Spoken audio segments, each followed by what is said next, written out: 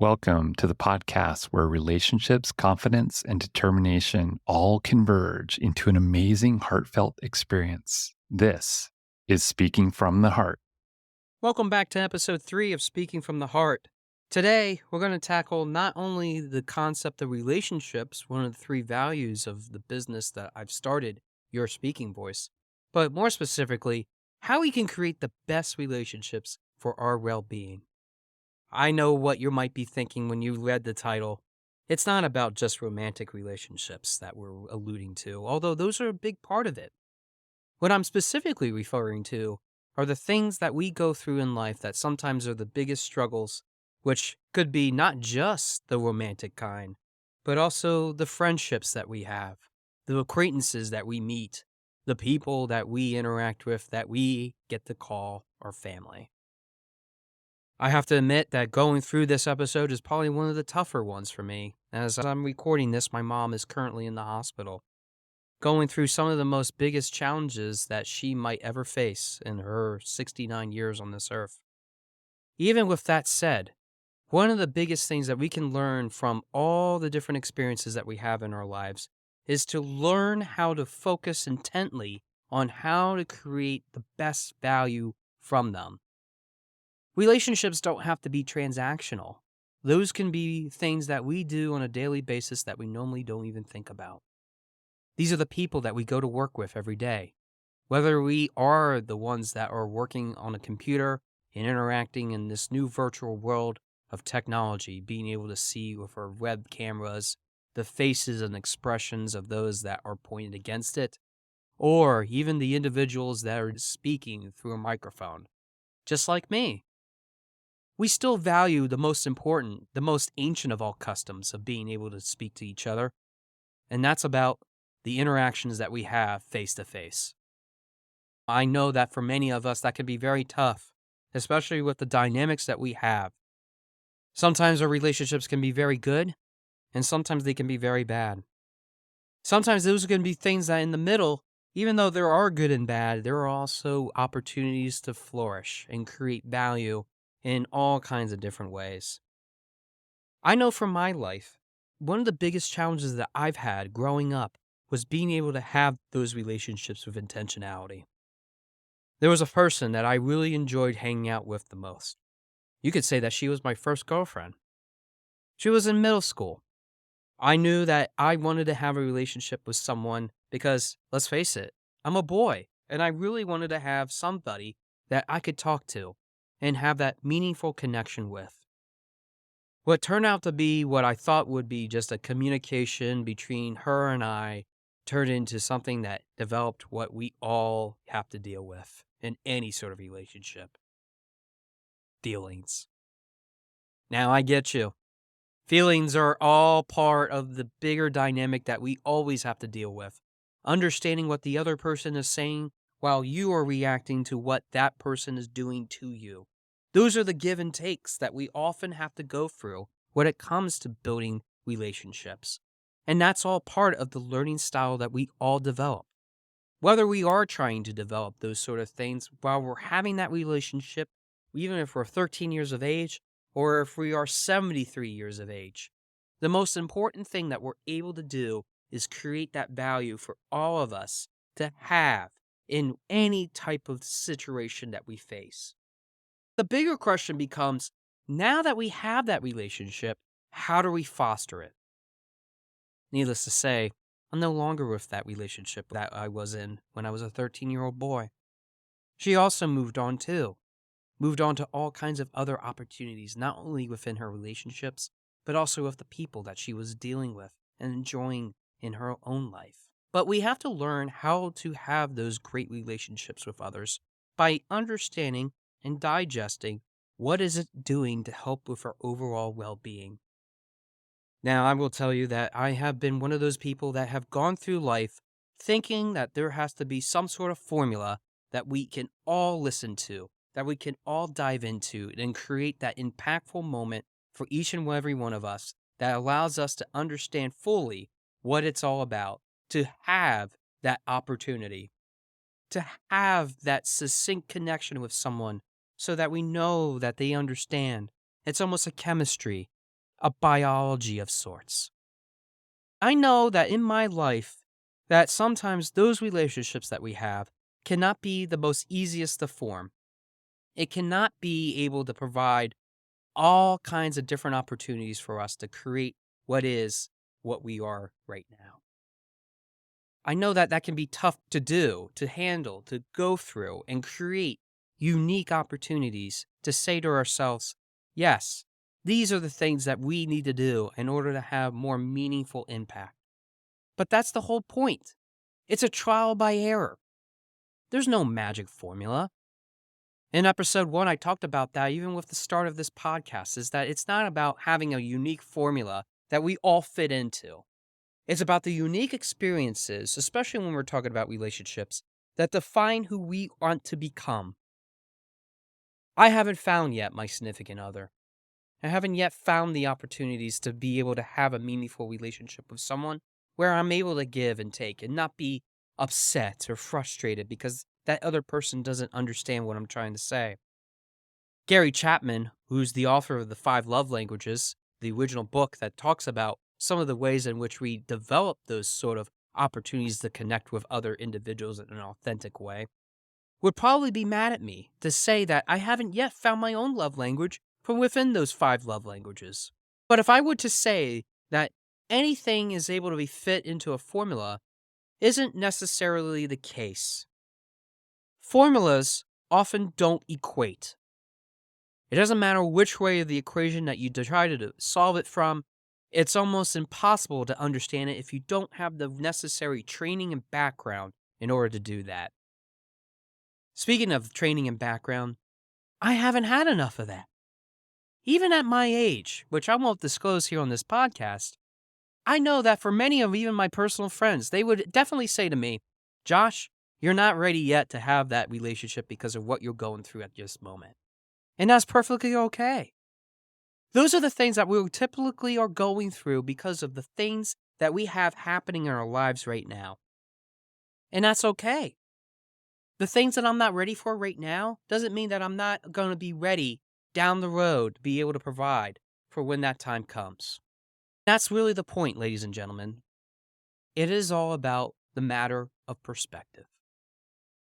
Relationships are easy enough to just say, I want to have you and I want to be with you for the rest of my life. Professional relationships are easy enough to say, coworker A, I want to be with you as long as I can get meaningful connection from you. And coworker B, you do a great job with formatting that marketing material because I do not have the skills necessary to create that. Can you continue to do that for me?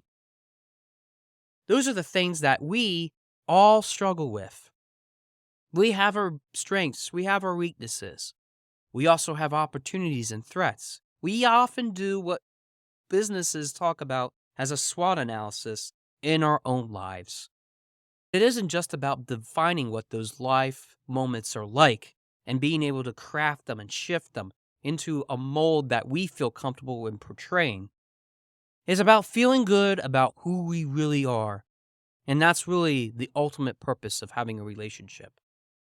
We want that relationship to create not only the underpinnings of many different things and values within our lives, but we want them to provide opportunities for ourselves and for others that we get to connect with. That's why that is one of my core values that I do have that represent the business that I've been working with and with the clients that I work for as well.